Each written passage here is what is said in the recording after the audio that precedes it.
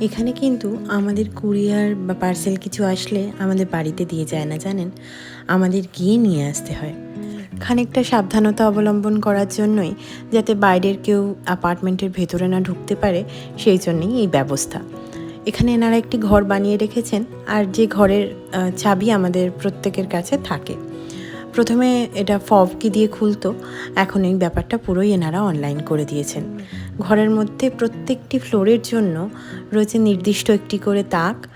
যে ফ্লোরের, যে ফ্ল্যাটের রেসিডেন্টের কুরিয়ার আসবে, সে গিয়ে নিজের নির্দিষ্ট করা তাক থেকে জিনিসটি নিতে পারে। এই রুমটির নাম হচ্ছে লাক্সার রুম।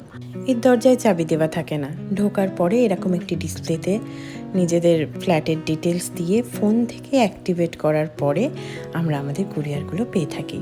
এসেছে গৌরিকের একটি ডাইপারের বক্স, সেটাই নিতে আসা। কুরিয়ার আমি নিয়ে নিয়েছি। চলুন বাড়ির দিকে ফিরি। খুব শিগগিরই দেখা হবে অন্য একটা ব্লগে।